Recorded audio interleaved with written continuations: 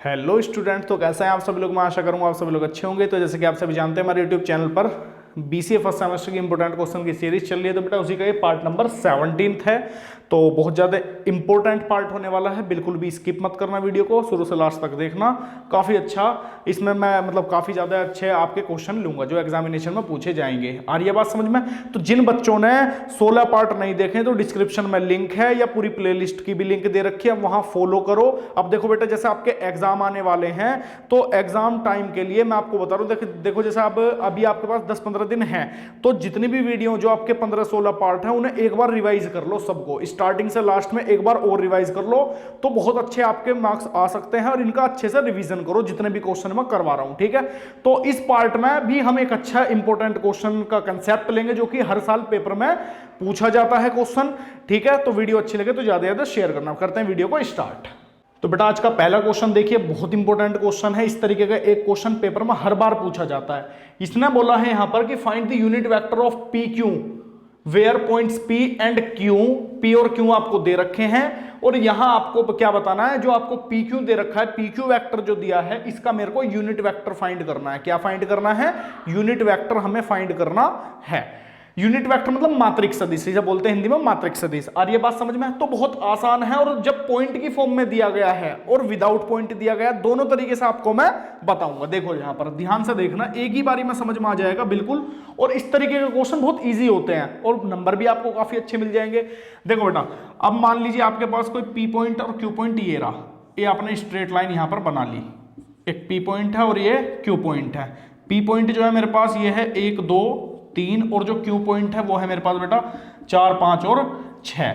अब देखो, अगर मेरे को इसे वेक्टर की फॉर्म में लिखना है, सबसे पहले ये बात ध्यान से सुनना, अगर मेरे को इसे वेक्टर की फॉर्म में लिखना है तो प्यारे बच्चों सबसे पहले याद रखना, अगर मेरे को कोई भी वेक्टर की फॉर्म में लिखना है तो x2 माइनस x1 और i cap plus y2 minus y1, यहां जाएगा आपका j कैप, और प्लस z2 माइनस z1 और यहां जाएगा k कैप। और यह बात समझ में, इस तरीके से आपको सबसे पहले तो ये कर देना है। मतलब क्या है, और x2 या x1 या y2 y1 या z1 z2 ये है क्या, ये बेटा आपके ये पॉइंट दे रखे हैं, ये आप लिख सकते हो x1 y1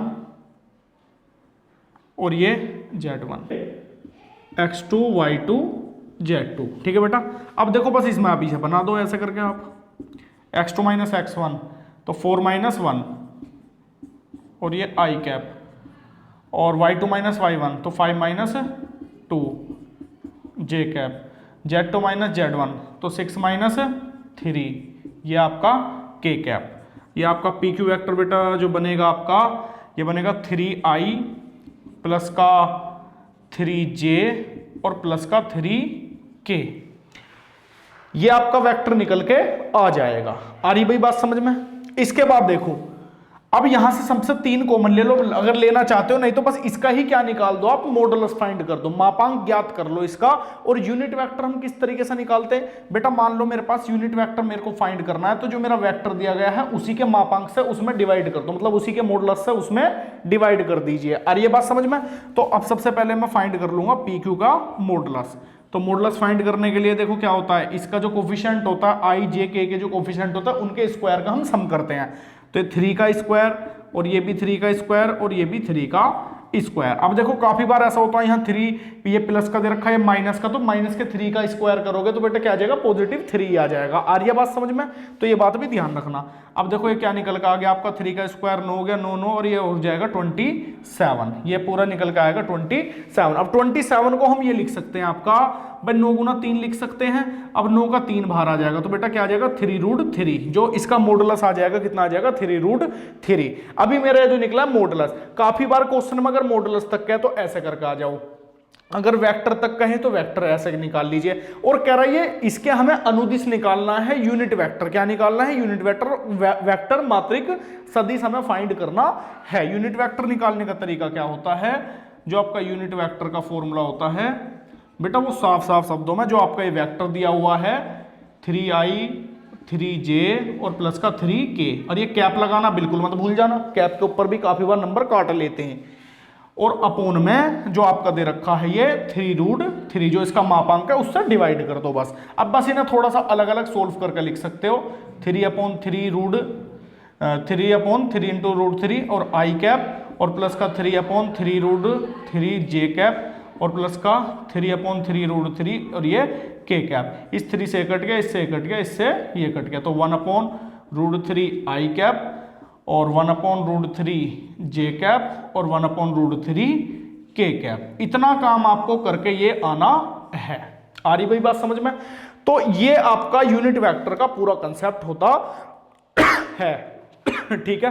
अब काफी बार क्या होता है, देखो काफी बार इससे भी हल्का क्वेश्चन आ जाए, ऐसा वेक्टर की फॉर्म में दे दिया आपको, वेक्टर की फॉर्म से डायरेक्ट कह देगा कि यूनिट वेक्टर फाइंड करो, तो बस आपको यही करना भाई, वेक्टर और इसका मापांक निकाल दो, इससे डिवाइड कर दो तो यूनिट वेक्टर निकाल देंगे। मैंने पहले भी वीडियो में ऐसा क्वेश्चन लिया था, पर इसमें नया क्या था कि अगर हमें पॉइंट दे रखे हैं तो जब हमें कैसा फाइंड करना।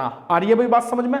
तो बड़ा इंपॉर्टेंट क्वेश्चन है, यूनिट वेक्टर के क्वेश्चन आने की पूरी एक्सपेक्टेशंस होती हैं हर बार। ठीक है, तो आप इसे नोट कर सकते हो। इस तरीके के क्वेश्चन कोई भी आए तो आपको इसी तरीके से हिट करके आने हैं। जी देखिए, ये है आज का सेकंड क्वेश्चन और ये भी इंपॉर्टेंट क्वेश्चन है। इस तरीके का क्वेश्चन भी पेपर में हर साल पेपर में पूछा जा रहा है। एक बात और ध्यान रखो, देखो मेरे को ये ध्यान नहीं है कि मैंने पहले इस तरीके का क्वेश्चन किसी पार्ट में लिया है नहीं लिया, तो एक बार आप चेक कर लेना। अगर पहले लिया है तो आपने सीख ही लिया होगा, और नहीं है तो एक बार और देख लीजिए। ये क्वेश्चन भी पूछा जाता है। ये बोला गया है कि find the angle between vector इतने और इतने, इन दोनों के बीच का हमें एंगल फाइंड करना है, इन दोनों के बीच का हमें कोण ज्ञात करना है। अब देखो यहां दो तर्क बनते हैं, बहुत इंपॉर्टेंट बात है, ध्यान से सुनिएगा बेटा। अगर ये कहता है दो वेक्टरों का सदिश गुणन मतलब वेक्टर मल्टीप्लीकेशन, तो आपका कंसेप्ट अलग है। और कहता है दो सदिशों का अदिश गुणन मतलब दो जो हमें दो वेक्टर्स दिए गए हैं उनका अगर हमें स्केलर प्रोडक्ट निकालना हो, स्केलर निकालना हो, इनका स्केलर मल्टीप्लिकेशन निकालना हो, तो उसका कंसेप्ट अलग होता है। वेक्टर के लिए गए तो अलग है, स्केलर के लिए गए तो अलग है। अब यहां सदिश गुणन बोला गया, सदिश गुणन बोला गया, वेक्टर क्वांटिटी का हमें करना है। तो बड़े आसान तरीके से ये क्वेश्चन हम करेंगे, बहुत ईजी है बेटा। पहले को मैं मान लेता हूं, लेट कर लेता हूं, लेट ए, इसको मैं कर लेता हूं लेट ए, तो माइनस का 2j और प्लस का 3k। मेरे पास ये दो वेक्टर हैं, ठीक है। एक मेरे पास बी वेक्टर है 3i माइनस का 2j और प्लस का k। इन दोनों के बीच का हमें एंगल बताना है, डॉट प्रोडक्ट हमें फाइंड करना है। एक होता है डॉट प्रोडक्ट और एक होता है क्रॉस प्रोडक्ट। तो इसका हमें डॉट प्रोडक्ट निकालना है। क्यों निकालना है? क्योंकि मेरे पास जो फॉर्मूला है बेटा, जो बीच के कोण का जो फॉर्मूला है, जो हमें एंगल फाइंड करना पड़ता है दो वेक्टर्स का, तो उसका जो फॉर्मूला होता है वो बेटा ये होता है cos theta is equals to A vector dot B vector upon में ए वेक्टर का मॉडुलस और बी वेक्टर का मॉडुलस। ये फॉर्मूला आपका होता है। क्लियर है वाली बात? तो सबसे पहले तो आपको यहां पर ए डॉट बी निकालना आना चाहिए। अब जिन बच्चों को डॉट प्रोडक्ट नहीं करना आता है, दो ही तरीके के प्रोडक्ट होते हैं यहां पर वेक्टर में, अगर आप देखोगे एक डॉट प्रोडक्ट और एक स्केलर प्रोडक्ट। आ रही है बात समझ में? तो स्केलर मतलब या होता है आपका क्रॉस गुणा। क्या होता है? क्रॉस गुणा मतलब क्रॉस। उसका कंसेप्ट अगले पार्ट में लेंगे, ठीक है। तो अभी पहले मैं डॉट प्रोडक्ट निकालना बता रहा हूं। डॉट प्रोडक्ट किस तरीके से निकाला जाता है, बड़ी आसानी से। देखो यहां पर ये इंपॉर्टेंट है, यहां अगर हम i की मल्टीप्लिकेशन i से करते हैं तो बेटा 1 आता है, j की j से करते हैं तो क्या आता है मेरा 1 आता है, k की k से करते हैं तो मेरा क्या आता है 1 आता है। आ रही है बात समझ में? और ये बात ध्यान रखेंगे, अगर i की j से करेंगे 0 आएगा और j की k से करेंगे तो मेरा 0 आएगा, और k की i से या i की k से करोगे तो मेरा 0 आएगा। आ रही है बात समझ में? तो अगर मेरे को a इंटू बी, भाई मेरे को यहाँ a इंटू बी चाहिए, तो सबसे पहले a vector into B vector करना है। तो बेटा सबसे पहले ये i कैप और माइनस का 2j और प्लस का 3k कैप, ये लिख लिया, और इंटू 3i कैप और माइनस का 2j कैप और प्लस का k कैप, ये मैंने कर लिया। अब देखो एक चीज सोचने वाली है, इंपॉर्टेंट है, ध्यान से देखना। अब मैं इसकी गुना इससे करूंगा तो मेरा 3 आ जाएगा, पर मैं इसकी गुना इससे करूंगा तो 0 आ जाएगा, और मैं इसकी गुना इससे कर दूंगा तो भी मेरा 0 आ जाएगा। तो मैं डायरेक्टली लिख सकता हूं यहां पर, इसकी गुना मैंने इससे करी तो 2 आ गया। अब देखो ये माइनस का, ये भी माइनस, तो माइनस माइनस प्लस, 2 की इसमें कर दी तो मेरा 4 आ गया, और अगर मैंने 3 की 1 में कर दी तो प्लस का मेरा 3 आ गया। आ रही बात समझ में?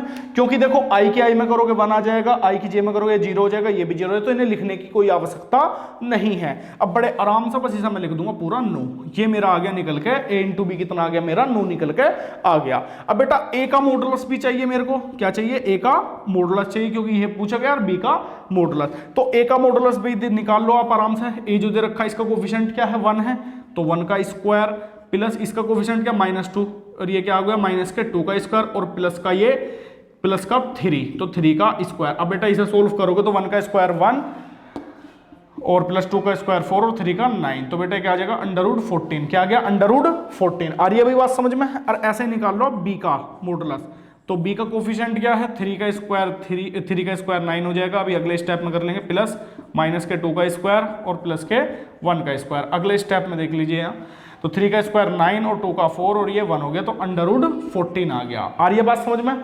a का मॉडुलस भी जो मेरा मापांक है वो भी 14 अंडर का आ गया, और मेरा अगर b का मॉडुलस है वो भी मेरा क्या आ गया यहाँ पर? √14 आ गया है।